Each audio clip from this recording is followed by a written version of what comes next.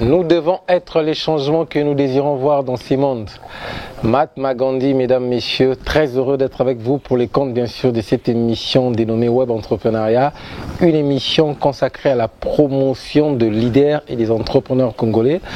Alors, comme on dit en genre journalistique, les à côté de cette émission, oui, nous sommes dans une vraie chronique qui est de l'entrepreneuriat justement, mais nous avons aussi les à côté de cette émission, entre autres, les sujets qui fâchent, les actualités je dirais, la congolité, oui, ça nous intéresse. Alors, nous avons consacré toute une émission, mesdames, messieurs, pour parler que de la congolité, mais avec cette fois-ci un penseur, il s'appelle Jean Kalala, avec un pseudo plus connu, Goubal, à qui je vais rapidement dire bonsoir, monsieur Goubal. Bonsoir, bonsoir, Ndekunangai. Permettez-nous, hein, nous aurons une émission bilingue, donc en français et en lingala. Batoubaï, on a combo ya Goubal, mais un pseudo, ça combo na ya soloté. Mais ça te gêne pas que Babé a Goubal Kalala?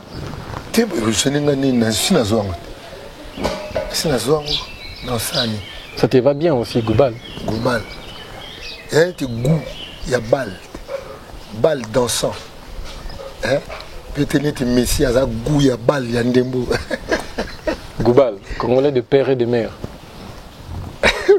C'est mon louba de père et de mère. Voilà, c'est mon petite maman qui m'a dit. Bilope Boza Congolais.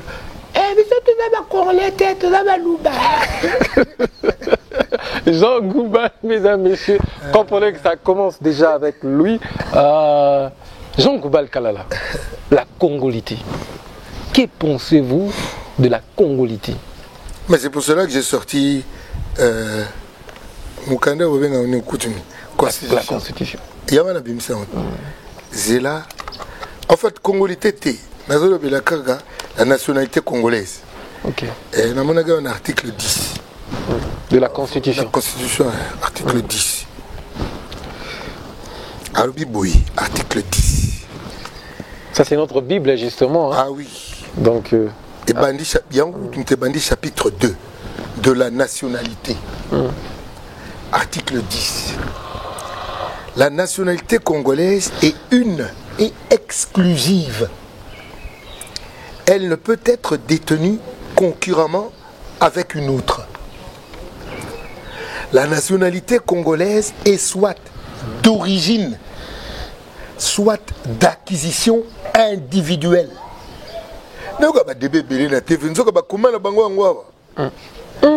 Oui. Et congolais d'origine, toute personne appartenant aux groupes ethniques dont les personnes et le territoire constituaient ce qui est devenu le Congo. Présentement, la République démocratique du Congo à l'indépendance. C'est-à-dire, Soukou, Ndibou, Pende, Tandu, Luba, Manianga, Ouana, tribu. Et puis, nous avons un débat, Bazala qui était l'élu. Oh, allons-y. Bon. Pour chef de l'État, une loi organique détermine les conditions de reconnaissance, d'acquisition, de perte et de recouvrement de la nationalité congolaise. Ouana, article 10 est fidèle au 72. 72. Mais on dirait juriste ou mais pourquoi si na kendagi parlement pamba si natanga de temps en temps natanga constitution. Waouh. Na diagi parlement. Ça c'est très bien. Et puis ngamo na ça la philosophie. Et tu es un homme scientifique aussi. Na comme ça management. Management public. Ça c'est très bien. Alors l'article combien? 72 72 ndenge bata braza ba so balanda biso.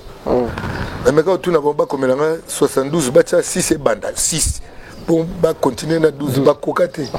Comment 63? Ah oui, 63. Bon, 72. Banana 6. Très bien, allons-y. Article 72. Oui. Nul ne peut être candidat à l'élection du président de la République s'il ne remplit les conditions ci-après. 1. Posséder la nationalité congolaise d'origine. Bah débat la minute la seconde de côté évident.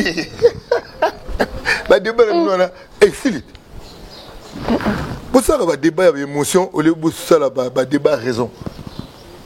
La raison va lire et comprendre ce qui est écrit. 1. Posséder la nationalité congolaise d'origine. 2. Âgé de 30 ans au moins. Beaucoup de ça qui est chef de l'État autour les gars 29 ans. Nani? Autour les gars Joseph. À côté de 29 ans. C'est que tout le monde est déjà dans mon canot. Mais on a constitué Zaranante.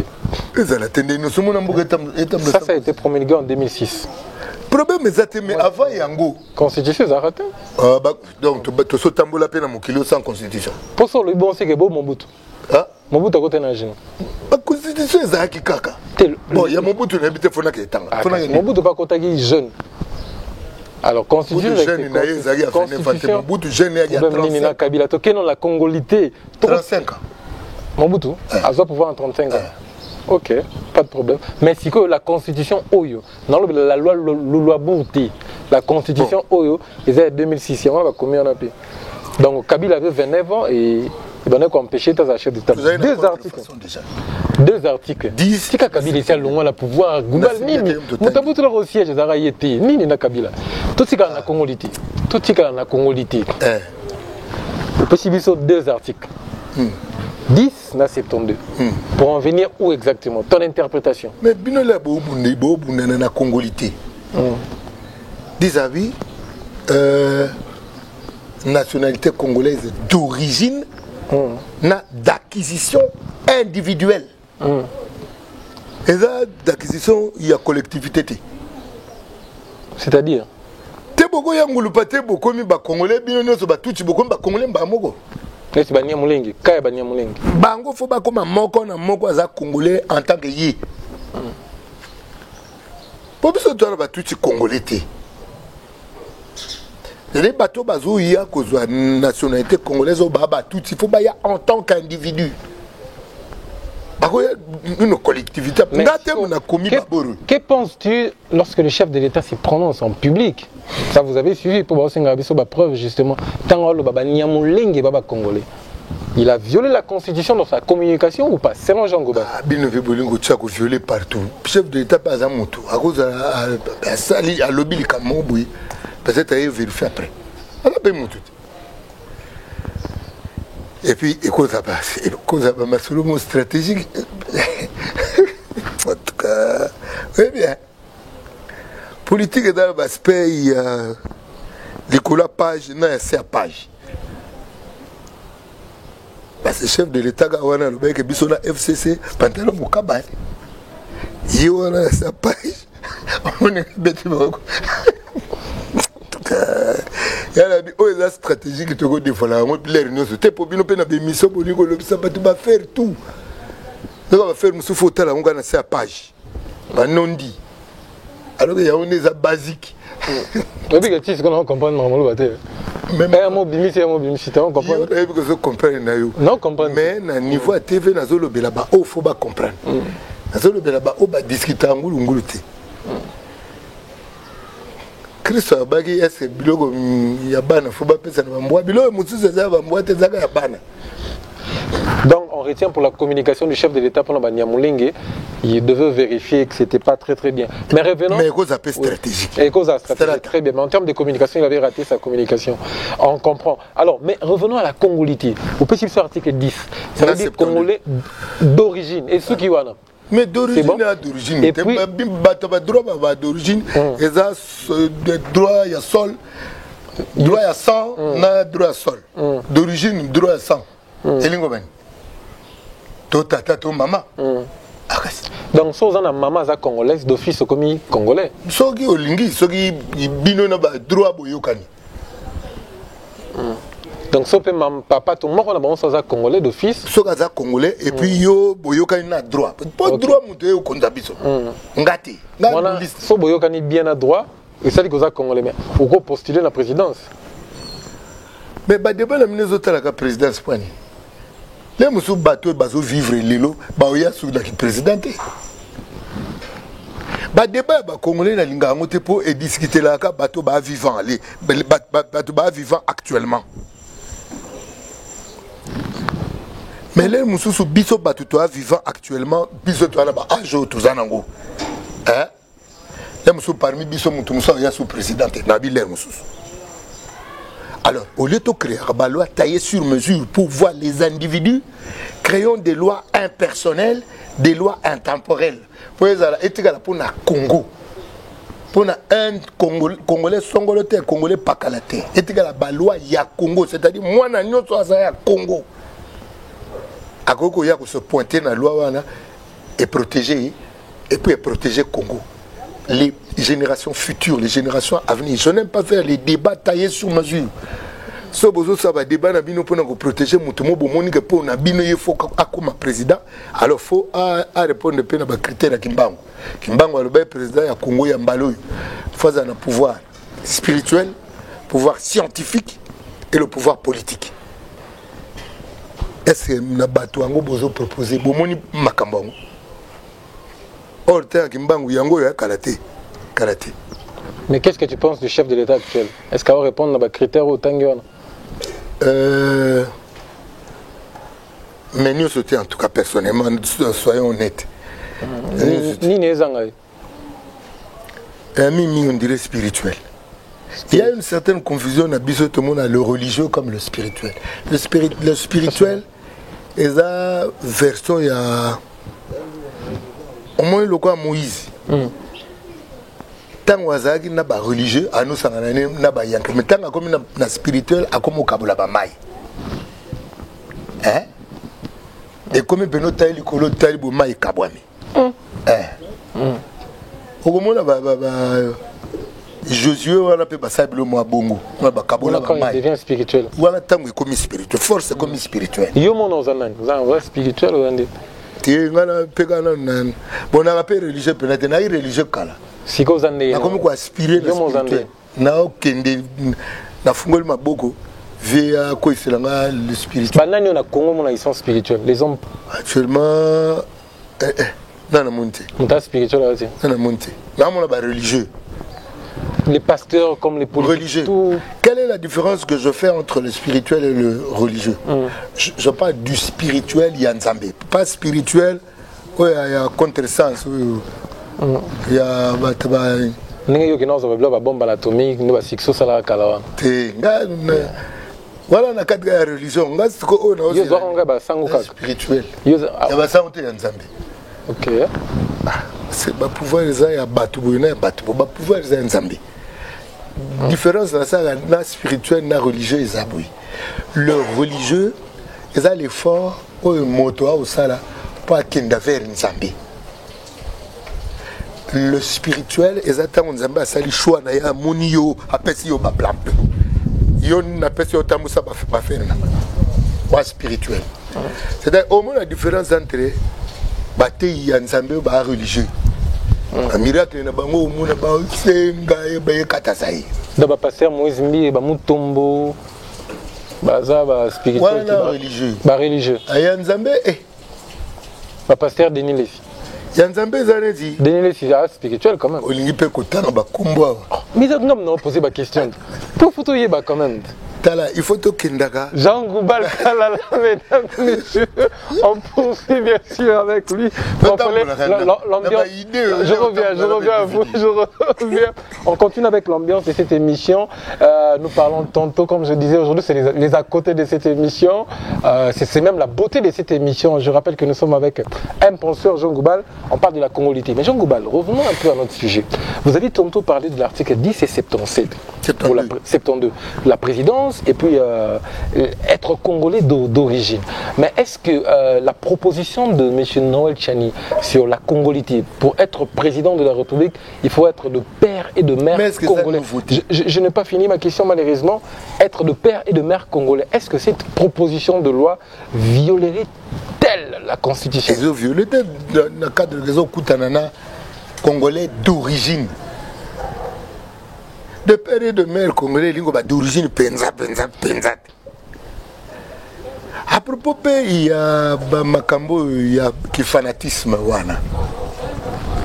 Pourquoi on doit être un peuple de fanatiques, un peuple de flatteurs? Il y a peut-être un peuple en Zambie ou un peuple flatteur.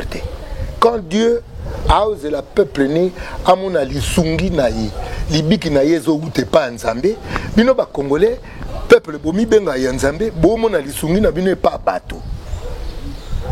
Mais biango Dieu est jaloux. Le peuple de Dieu ne peut pas être un peuple mendiant, un peuple flatteur.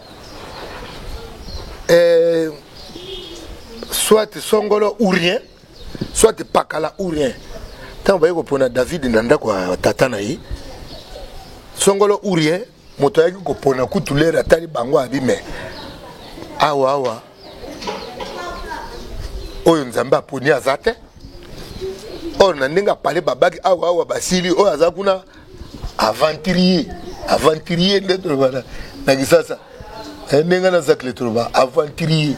Nagisasa to ba bon.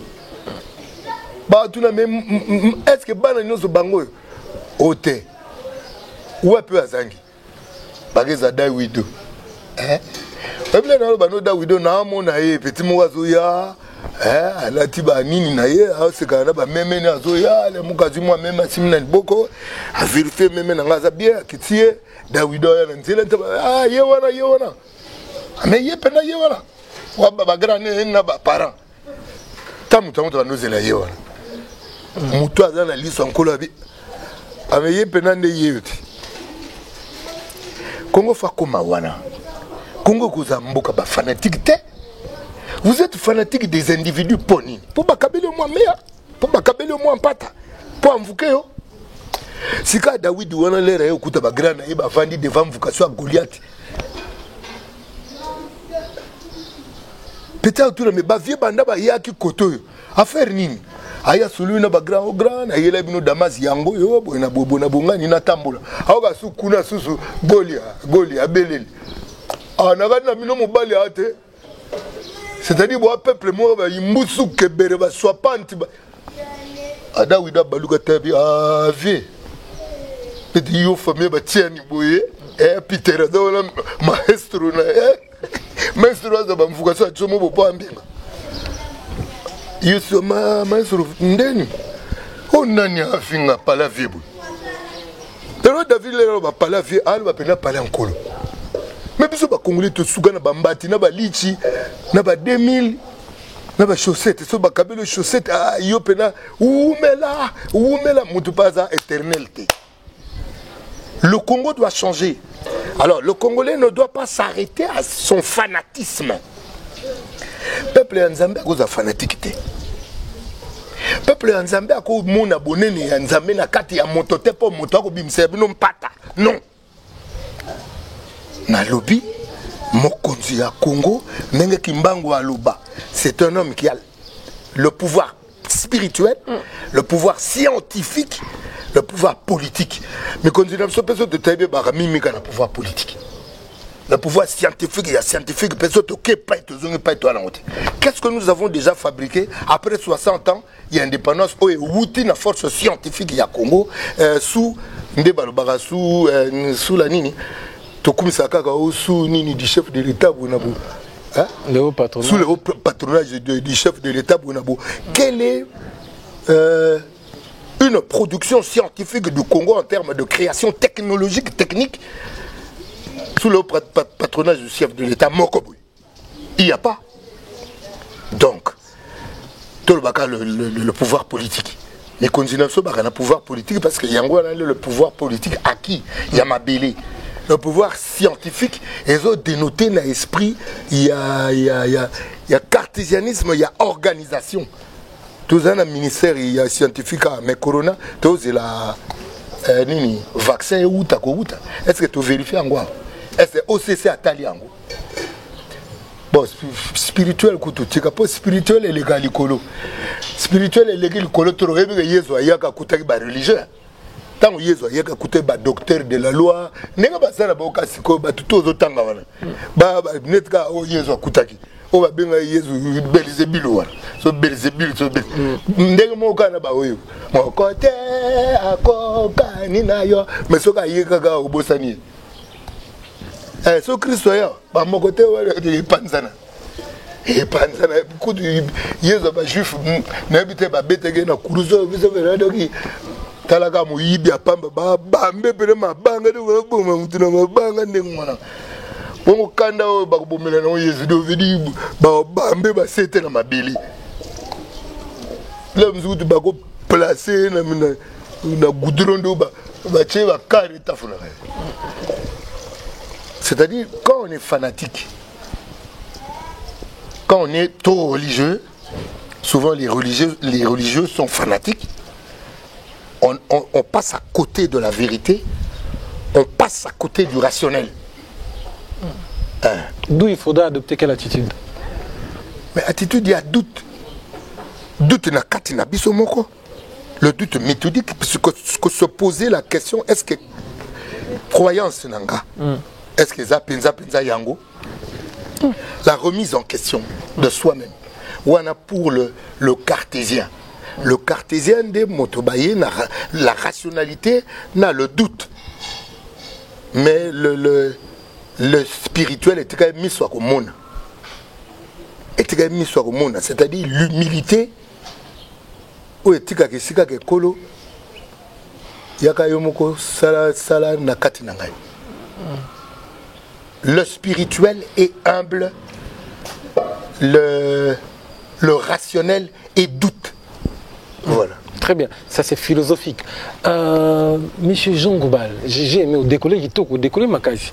Mais quand tu parles d'un pouvoir spirituel, un pouvoir politique, pensez-vous que Joseph Kabila Mobutu bazaki na yangote pouvoir politique spirituel Mobutu ayaki na spirituel bakena ozo ya contre façon babiloko ya le Léviathan mo konza mai elima ya mai konzi bisoti na ebikute soke selongwe. Oh oui parce que à la prise il y a pouvoir il y a fachi mona ndenge makamo samaki wana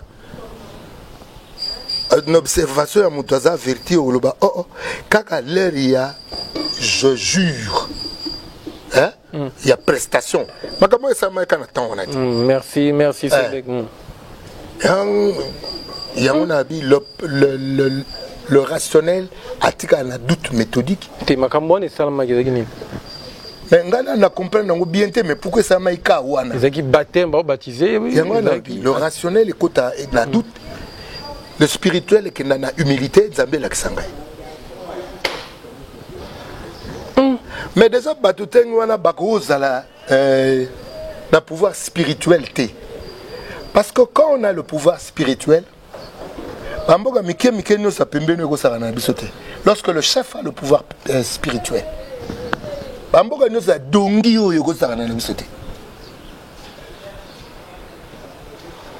le pouvoir politique, jongler. Avec la diplomatie, tout ça. Slalomer. Donc, vous pensez que le président Félix Tshisekedi n'est pas spirituel? Je n'ai pas encore dit ça. J'observe. Nalobi, le spirituel a l'humilité à Oussein Nzambe Laksanga. Le rationnel a le doute. À tout moment. C'est-à-dire, n'a pas douté. Yango te allé. La bande là-bas moule. Mais qu'est-ce qui va arriver à la RDC si on n'arrive pas à trouver un homme qui est tridimensionnel comme ça? On arrivera. Bon, on a leader, tu n'as même pas trouvé. Tu n'as pas voulu que j'individualise les débats. On n'a pas trouvé mon tournant 3 critères. Il y a des hommes d'état. Si on doit observer c'est un homme d'État. C'est un homme d'État. Vital Kamerhe.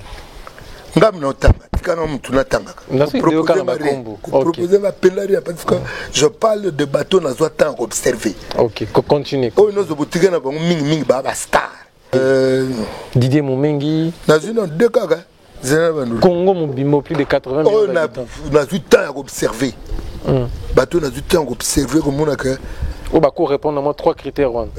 Spirituel, politique, des 3 critères. Scientifique. Spirituel, politique. En fait, net mi balé wana mumengi na lunda. Baza déjà na politique et na scientifique. Et très spirituel. Parce que spirituel est où ta gana nkolo imo. Et ça, comme les efforts que tu fais, c'est pour nous vers l'éternel.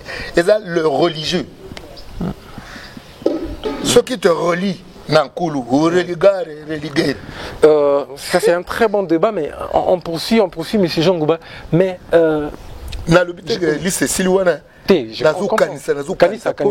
mais mission n'est pas facile. La télé c'est le temps. Mais yo mission en catégorie ni. Yo ponga pe na personnellement. Quand je parle, je ne peux pas me mettre dans un plan. Tu ne veux pas faire ton témoignage, on comprend. Ça, c'est très sage. Monsieur Jean Goubal, Kalala, vous analysez tellement très bien. Mais j'aimerais que vous allez vraiment au milieu du village. La question qu'on a abordée. Alors, monsieur Jean Goubal, on va essayer de parler individu. Les gens pensent, je ne dis pas moi, que la proposition de la loi sur la congolité vise à écarter certaines personnes, entre autres Moïse Katumbi. Il fait peur. On veut l'écarter à la course. Que pensez-vous des gens qui pensent comme ça que la congolité, justement, veut écarter Moïse Katumbi pour 2023? Selon vous? Penser comme ça, c'est déjà penser par des émotions. La rationalité de la Constitution.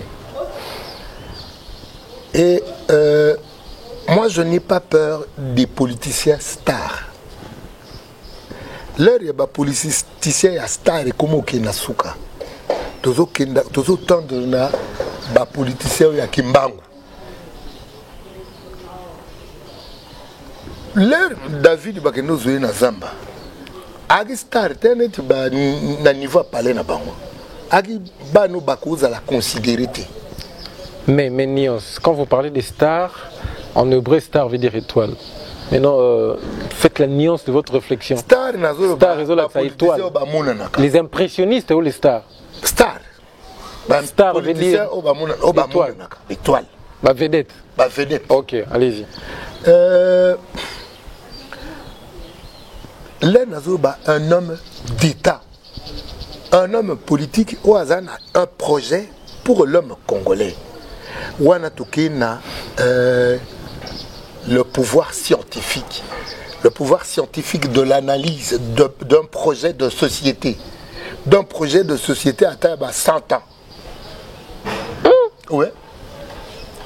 Comme le livre CIA ont analysé mon Kilitina 2065.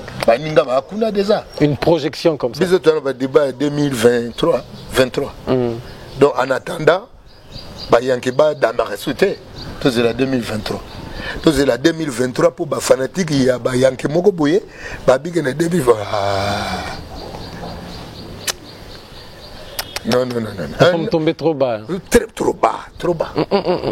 Il y a un côté de parti politique. Oui. Parce que si vous avez des fanatiques, il y a un Makamungana qui est tambourana yangote.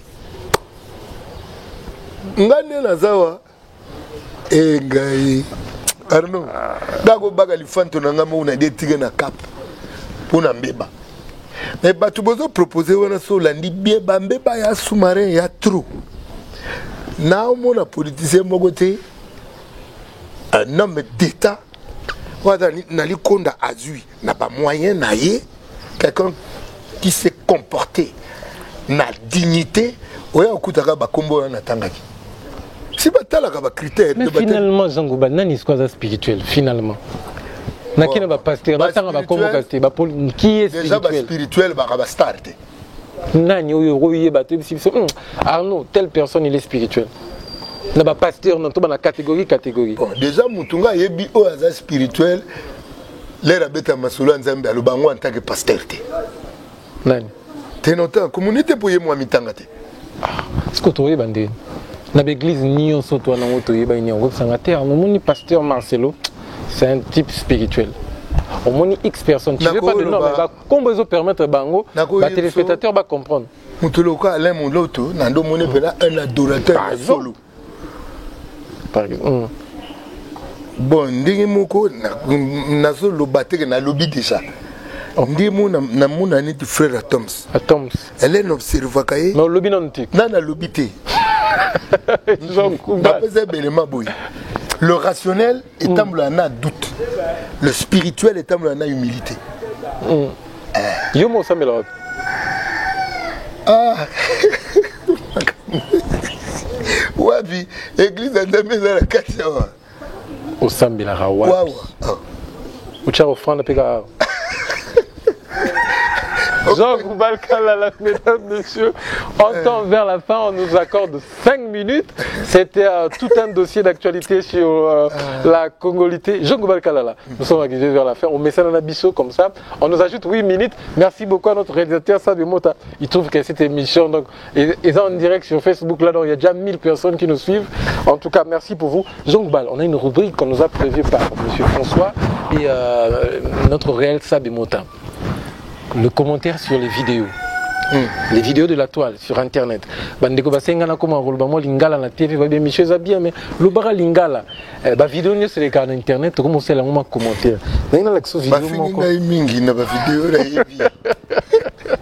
Mais na l'action vidéo mo liboso et puis on commente ensemble. Bing bango puis ba otala. Alors si nous sommes des mèches avec notre équipe technique, nous allons suivre cet élément et puis ensemble avec Jean Goubal, on va commenter. Jean Goubal, vous allez suivre ça.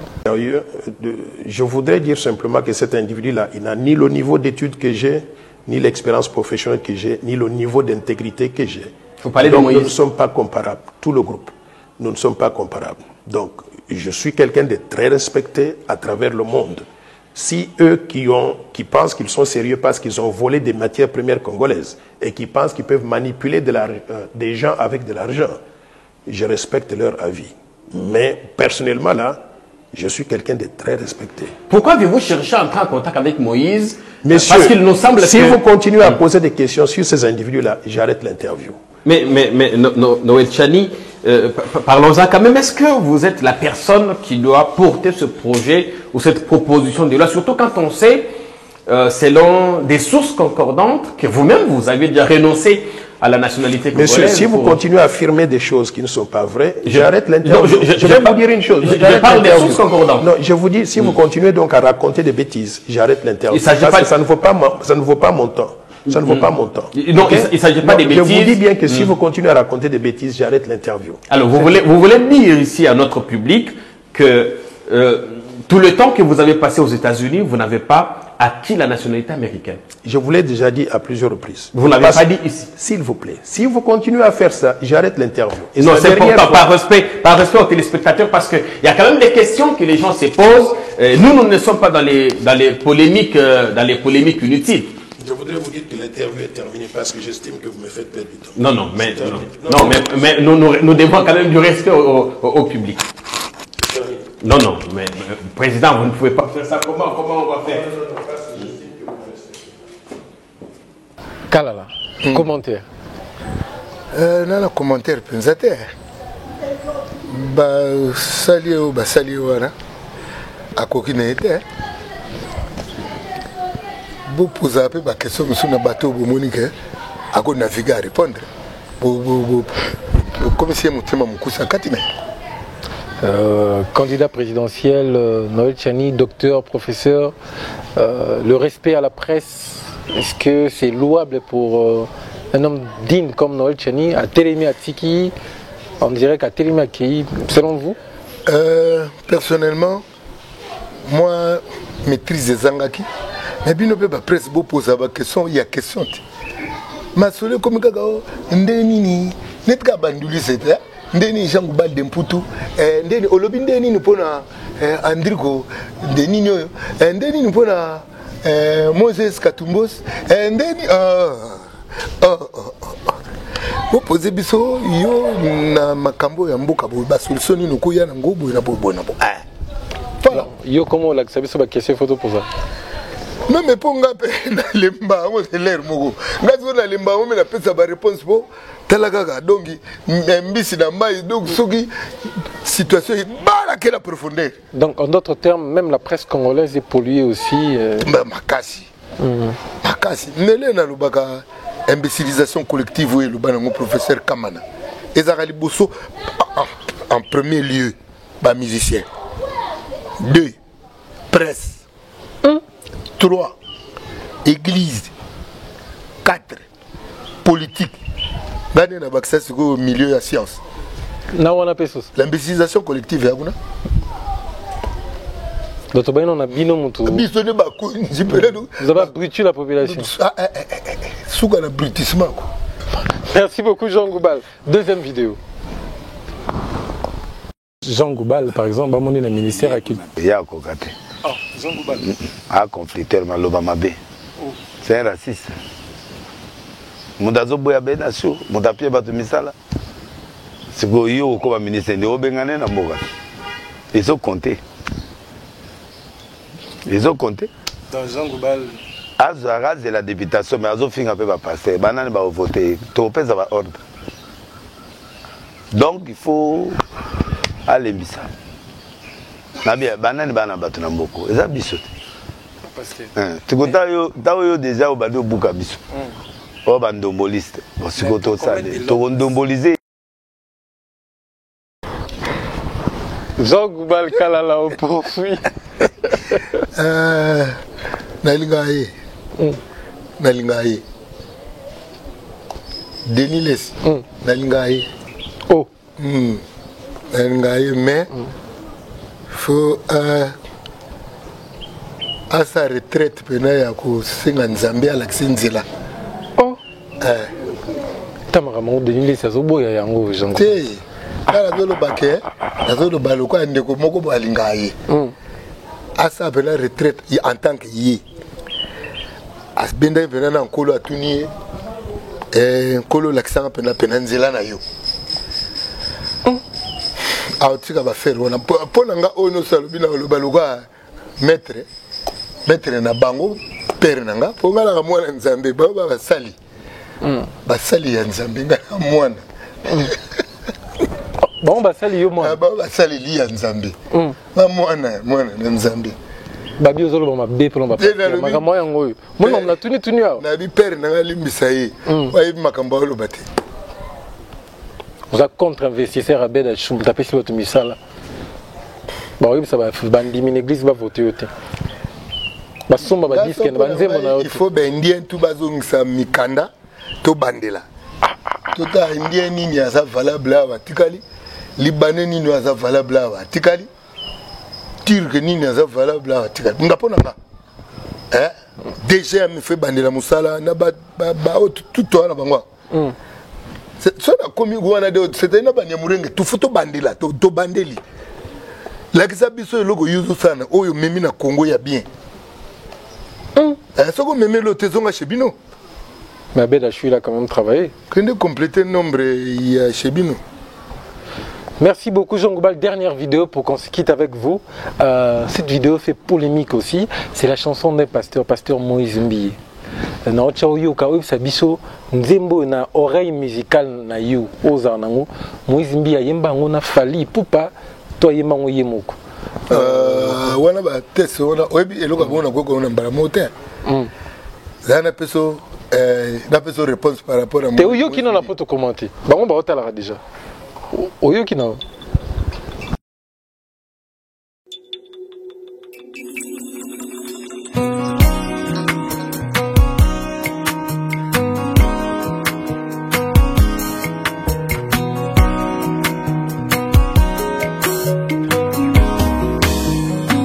Etumbu ekwei Yesu afuti nyongo Ngala zaona mpunda Ayo kimongongo Yesu alobi bima Atoko mikopola Jean Goubal Ayoki on bien pezati na bandele lo suya suka po ifoto kabona bima wana nana olobango.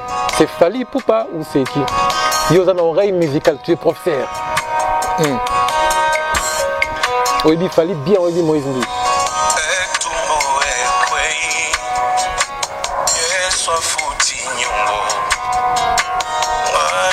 Soit fouti Ngala zaona mpunda Ayo kimongongo Yesu alobi bima Atoko mikopola. Kalala, mesdames, messieurs, en suspense. Ça, c'est une plus belle émission que j'ai faite. Non, on a posé question. Devant la caméra. Devant la caméra, Jean Goubal. Vous connaissez Fally Ipupa très bien. La voix, vous avez tantôt chanté avec lui. Vous écoutez aussi Moïse Mbie? Oui. Bima oyo quand on a Bima. Nandimite que ça fallait. Nandimite pour nous voir moi accompagner mon cœur et puis le biwana et puis qui. Merci beaucoup Jean Goubal Kalala, c'était un plaisir pour nous de vous recevoir. Votre dernier mot. Fallait n'aille pas par rapport à oreille musicale. Né na yoga la Moïse. On appelle ça respect na oreille musicale. Bon, ce qu'on a na nuance est belle. Quand je parle, quand je respecte Neti Moïse en tant que musicien de Soukiwa. N'a qui pasteur n'a été. Ok, spiritualité, on a compris. Voilà. Pour tous les gars, nos oreille musicale. Mais le reste, bande konanga et bana Congo, tout ça n'a pas distraction, il y a bangimbu. Moto na moto a mis lokola ye, moi na ya papa na mama. Moto moko ta mis lokola matabisi. C'est-à-dire qu'un po yo zala et c'est ngeli songolo to pakala zala. Po biso banso to zala. Oye singela ka zala sa sopa makila na yempo na biso Yehoshua Hamas ya asa salango. Oye tikali toza ndenge moko biso banso. Wana solo bato ndenge Nzambe atinda na mukito abiso bato ndenge moko.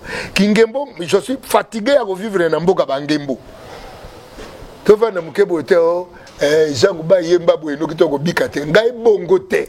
Na lingi bino pe boko mabongo lo kwa ngai. Moto na moto zali yo.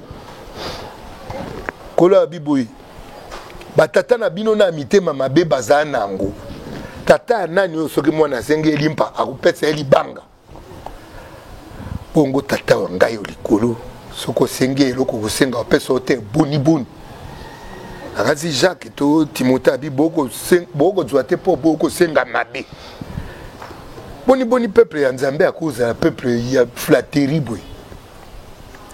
Boni peuple ya Nzambe akuza Fachi Beton peuple Nzambe. Boni peuple ya Nzambe akuza ngembo na niveau yo. Boni peuple ya Nzambe ami pesi na kulia mpata na muibi boy. Oui. Un peuple de Dieu de détourneur. On est-ce qu'on le betangi nani musicien, penseur, homme spirituel? Oh, Jean-Baptiste Karako. Oh, Jean Goubal, mesdames, messieurs, c'est avec ça que nous mettons fin. Jean Goubal, Mongongo. Quand on a nous feinté, il y a des Congo comme le désert. Il y a des Michel. C'est comme Mongongo et monté et au Lobana Bisiga Bikauka Nakosi. Au Cosité. Merci beaucoup. Malheureusement. Et Michel Loba, notre grand frère Zachary, et l'émission est Lengui. Donc, moi, vous allez suivre ça en intégralité sur Internet. Vous avez demandé qu'on reçoive Jean Goubal, il nous a donné des articles. Et ça, c'est très bien d'avoir des penseurs comme ça, d'avoir des artistes musiciens comme ça, avec qui on peut discuter des sujets de l'État, des sujets politiques. Merci beaucoup, Jean Goubal, d'avoir disposé votre temps pour discuter avec nous. Merci, Arnaud. Un mot pour Arnaud et cette émission. Arnaud, pas distraire yote na ba question ya bato oyo balingi fanatisme balingi kingembo kenda liboso composer ba question yo ko ça que bato so ba yoki émission ba mati ba question na biso ya Arnaud mbati Arnaud elege mbati ya Jean Goubal ba question na fo okotana ngute tatika la kana bo yo kende na biso na likolo Congolais to ko benda ma vers c'est trop yango la ba peuple nous a mikie à matabisi eka ba mboka nous Nzambe atia pembe na so ya matabisi. Merci beaucoup Jean Goubal Kalala. On a parlé développement de la RDC. C'était vraiment un plaisir pour nous. Vous serez cette émission en boucle sur Web Entrepreneuriat, rdc.tv. C'était à la présentation Arnold Tiani. Nous avons tenu 60 minutes de débat avec Jean Goubal Kalala. Sinon, portez-vous bien. Bonsoir chez vous.